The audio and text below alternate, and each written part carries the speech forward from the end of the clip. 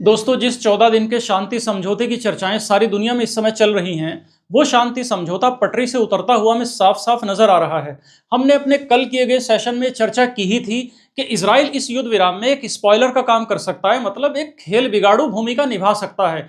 तो हाल फिलहाल आप देखिए, ऐसा ही कुछ होता हमें दिख भी रहा है।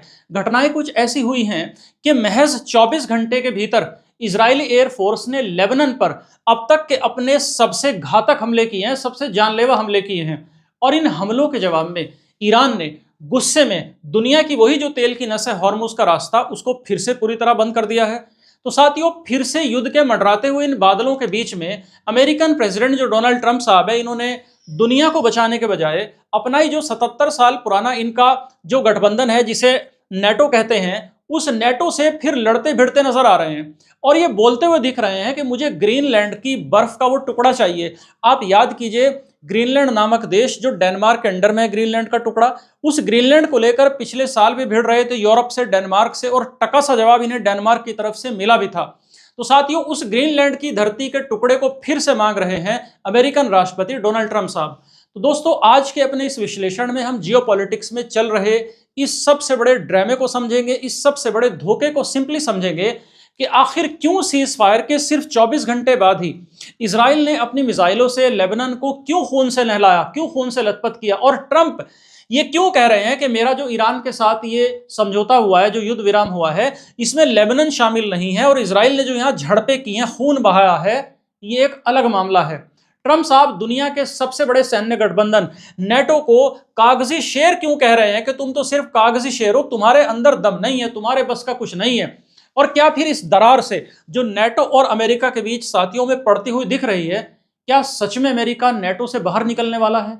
अमेरिका को फिर अचानक डेनमार्क के इस ग्रीनलैंड के टुकड़े की इतनी याद क्यों सता रही है, क्यों गीत गा रहा है अमेरिका फिर से डेनमार्क के इस टुकड़े का?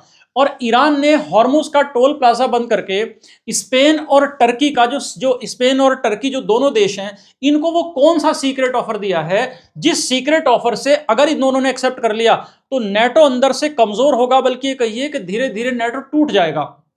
साथियों, सबसे पहले हम उस धोखे की बात करते हैं जिसने मिडिल ईस्ट में फिर से बारूद की बारिश शुरू कर दी है। अभी एक ही दिन पहले पूरी दुनिया जब राहत की सांस ले ही रही थी कि हाँ जी ठीक है, पाकिस्तान की मध्यस्थता में ये सीज फायर हो गया है, मतलब ये राहत दुनिया को नसीब ही हुई थी कि मतलब ये हफ्ते का 2 हफ्ते का सीज फायर हुआ है। और इस जैसी ये खबर आई तो ईरान ने हॉर्मुज के रास्ते को खोल भी दिया था। लेकिन तभी इजराइल एक स्पॉइलर का रोल लेकर सामने आ गया। इजरायली एयरफोर्स ने लेबनान की कैपिटल बैरूत में, लेबनान की बेका वैली में और सदर्न लेबनान में, जो नॉर्दर्न इजराइल से लगने वाला बॉर्डर है, वहां पर अपने सबसे भयंकर हमले कर दिए। और आप इन हमलों की भयावहता का अंदाजा साथियों इस बात से लगाइए कि सिर्फ 10 मिनट के अंदर अंदर 100 से ज्यादा मिसाइलें दागी गई, और इन दागी गई मिसाइलों में 254 से ज्यादा बेगुनाह लोग मारे गए। 800 से ज्यादा लोग बेहद गंभीर रूप से घायल हुए, मतलब मरने वालों में और गंभीर घायलों में ज्यादातर सिविलियंस हैं। अब दोस्तों, सवाल ये उठता है कि जब सीज फायर हो गया तो फिर ये हमला क्यों हुआ? तो दोस्तों देखो, कूटनीति में शब्दों का आप खेल देखो। इजराइल के प्राइम मिनिस्टर बेंजामिन नेतन्याहू और अमेरिकन प्रेसिडेंट डोनाल्ड ट्रंप, इन दोनों का यह कहना है कि हमने जो डील की थी ना ये ईरान के साथ, ये सिर्फ ईरान से होने वाले युद्ध की डील थी। इसमें लेबनान का इलाका शामिल नहीं था। हम लेबनान में चाहे जो करें, लेबनान में हम चाहे जितना खून बहाएं। और ट्रंप ने पीबीएस न्यूज को जो इंटरव्यू दिया, उस पीबीएस न्यूज को दिए गए इंटरव्यू में ट्रंप ने यह साफ कहा कि लेबनान का इलाका इस डील का हिस्सा नहीं था। लेबनान एक अलग टाइप की झड़प है, वो होती रहे, उससे इस पर कोई फर्क नहीं पड़ेगा, और हम लेबनान का भी जल्दी इलाज करेंगे, ये बात ट्रंप साहब ने बोल दी। अब देखो साथियों, इस सारी घटना को, इस सारे एपिसोड को हम एक आसान एग्जाम्पल से ऐसे आप समझ लो कि मान लीजिए आपके पड़ोसी से आपकी लड़ाई चल रही है, और आपके पड़ोसी में और आप में दोनों में समझौता हो जाता है कि साहब आज से हम एक दूसरे के घर पर पत्थर नहीं मारेंगे। लेकिन अगले ही दिन आपका पड़ोसी आपके भाई के घर पर बम डाल दे और ये कह दे कि भैया आपके भाई का घर समझौते में थोड़ा ही शामिल था, समझौता तो मेरे और आपके बीच था। ईरान के साथ दोस्तों बिल्कुल यही हुआ है। ईरान की जो पार्लियामेंट है, उसके राष्ट्रीय सुरक्षा समिति के ये प्रवक्ता हैं इब्राहिम रजाई, इन्होंने ये साफ कहा, इब्राहिम साहब ने, कि लेबनान के लोगों ने हमारे लिए जानें कुर्बान की हैं, इसलिए हम लेबनान के लोगों को अकेला नहीं छोड़ सकते। इन्होंने बोला कि सीज फायर या तो सब जगह होगा या फिर कहीं नहीं होगा। और अब इस सब का नतीजा ये हुआ साहब कि ईरान ने 24 घंटे के अंदर ही हॉर्मुज स्ट्रेट को फिर से 100% बंद कर दिया और वहां से गुजरने वाले हर तेल के जहाज को रोक दिया गया है। व्हाइट हाउस की प्रेस सेक्रेटरी हैं कैरोलिन लेविट मैडम ये शोर मचा रही हैं कि ईरान तुरंत हॉर्मुज स्ट्रेट खोले, लेकिन ईरान के पार्लियामेंट स्पीकर मोहम्मद बागर गालिबफ ने साफ कह दिया है कि अमेरिका खुद समझौते की शर्तें तोड़ रहा है। हमने भी डिस्कस किया कि राष्ट्रपति मसूद पेजेश्कियान ने कहा ही था कि जो 10 हमने शर्तें अमेरिका को सौंपी थी उनमें से 3 को तो अमेरिका तोड़ ही चुका है। तो इस्लामाबाद में जो 10 तारीख से हमारी बातचीत शुरू होगी अमेरिका से, वो तो बात बेमानी है, उसका तो कोई मतलब ही नहीं रह जाता।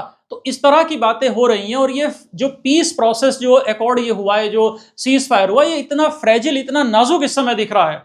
अब दोस्तों एक तरफ तो देखिए मिडिल ईस्ट सुलग ही रहा है, दूसरी तरफ अमेरिका के अपने घर में भी आग कम नहीं है। डोनाल्ड ट्रंप साहब अपने ही 77 साल पुराने नेटो के साथ बना हुआ जो गठबंधन है इससे बुरी तरह भिड़ रहे हैं, बल्कि आप समझिए कि इस पर पूरी तरह टूट के पड़े हुए हैं इस समय ट्रंप साहब।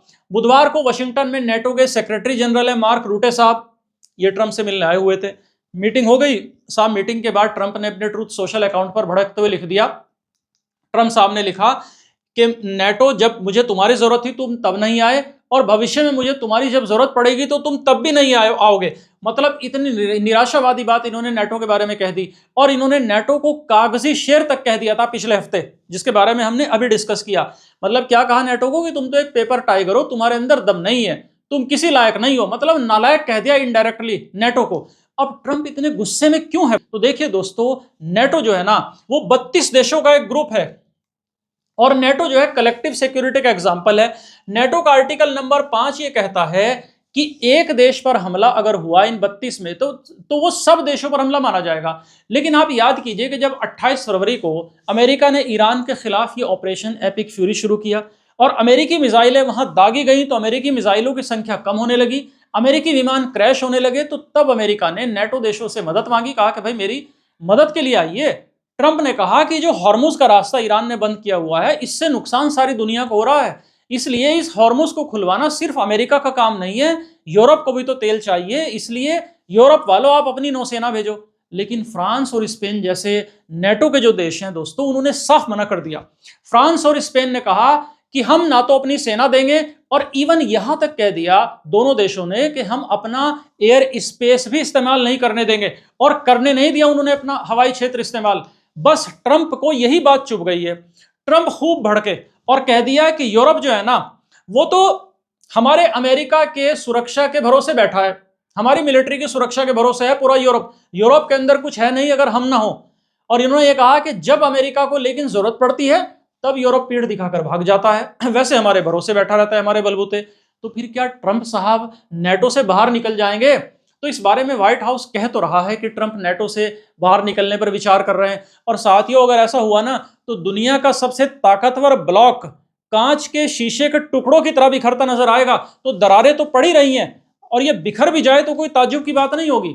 लेकिन दोस्तों पेंच असल में यह है कि ट्रंप अकेले नेटो से बाहर नहीं निकाल सकते अमेरिका को, क्योंकि 2023 में अमेरिका की संसद कांग्रेस में एक ऐसा बिल पास हुआ था, एक ऐसा कानून पास हुआ था जिसमें कहा गया था कि कोई भी अमेरिकन राष्ट्रपति अकेला अपने बलबूते नेटो से बाहर नहीं निकल सकता। और मजे की बात आप देखिए कि जिस नेता ने यह कानून बनवाया था उस नेता का नाम है मार्को रूबियो, और वही मार्को रूबियो जो आज ट्रंप के अपने विदेश मंत्री हैं, सेक्रेटरी ऑफ स्टेट है अमेरिका के।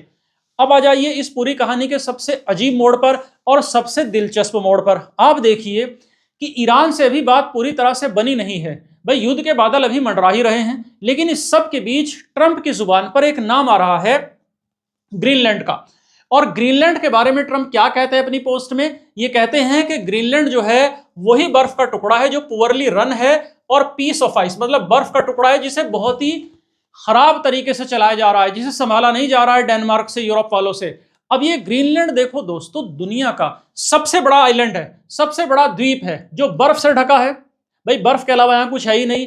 और टेक्निकल रूप से अगर हम देखें तो ये डेनमार्क का हिस्सा है ग्रीनलैंड इस समय, डेनमार्क नामक देश में। और पिछले साल भी डोनाल्ड ट्रंप ने डेनमार्क को खूब धमकाया था, खूब प्रेशर में लेने की कोशिश की थी कि मुझे ग्रीनलैंड का टुकड़ा दे दो, लेकिन तब डेनमार्क ने अमेरिका की आंखों में आंखें डालकर टका सा जवाब देकर मना कर दिया था।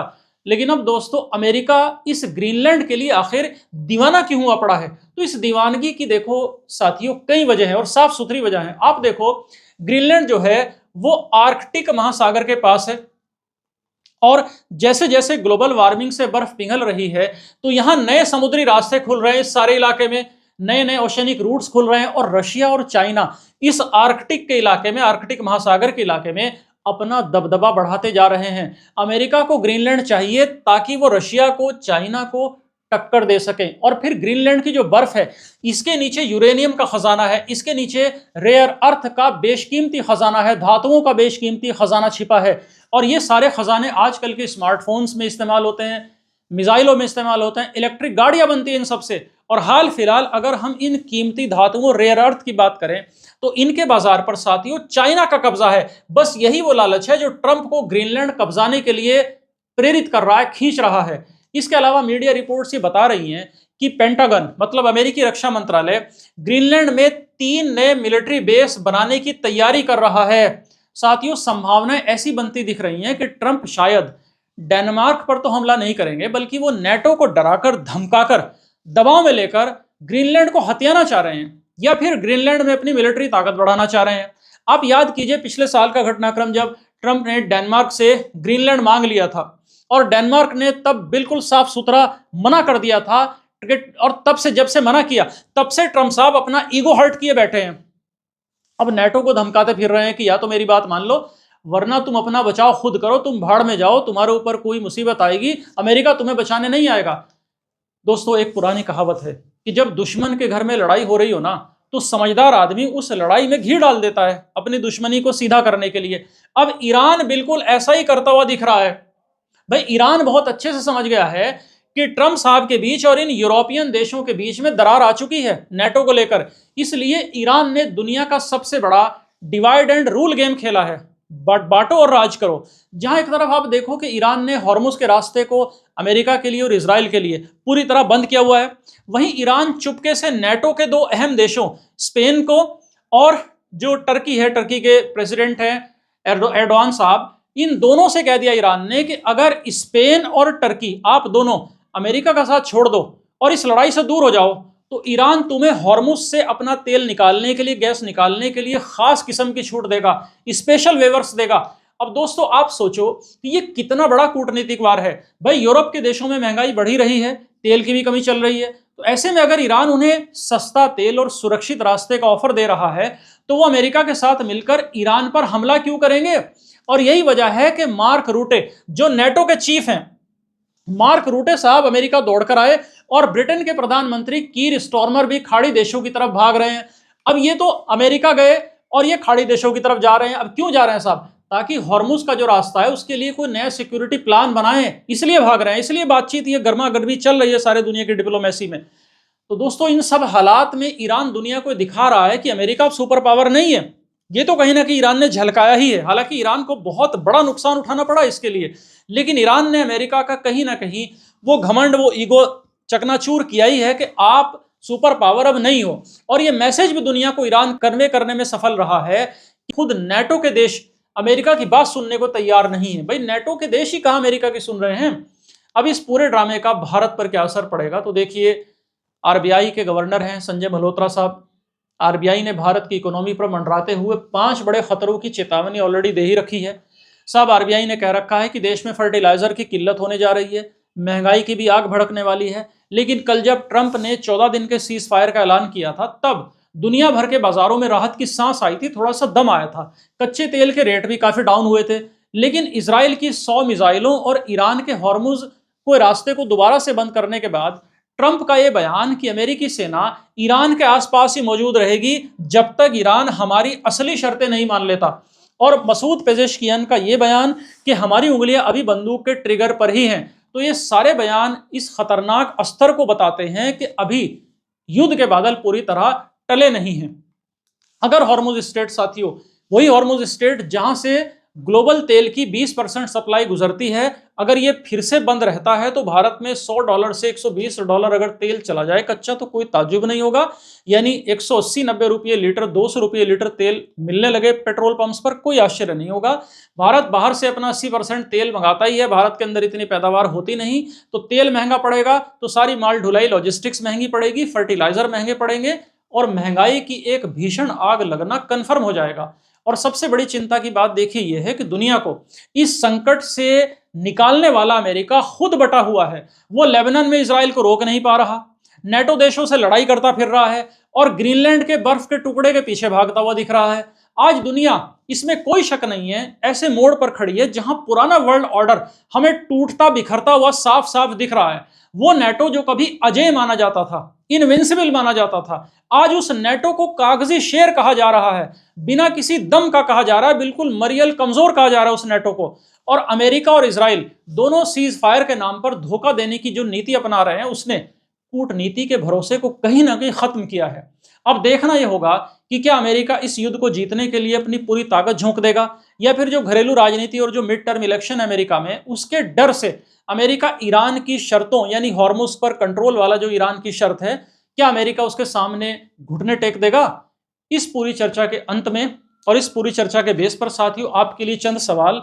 भाई, आपको क्या लग रहा है, क्या डोनाल्ड ट्रंप हकीकत में अमेरिका को नेटो से बाहर निकाल ले जाएंगे और नेटो में दरार आ जाएगी, या फिर क्या इजराइल का लेबनान पर जो 100 मिसाइलें दागने का घातक हमला था वो इस विश्व युद्ध को और भड़काएगा और इसे और विश्व युद्ध टाइप बनाएगा। अपनी राय हमें कमेंट सेक्शन में आप जरूर बताएं और इस वीडियो को लाइक शेयर करिए और हमारे इस चैनल विराट आईएएस इनसाइट्स को साथियों सब्सक्राइब करना भी ना भूलें।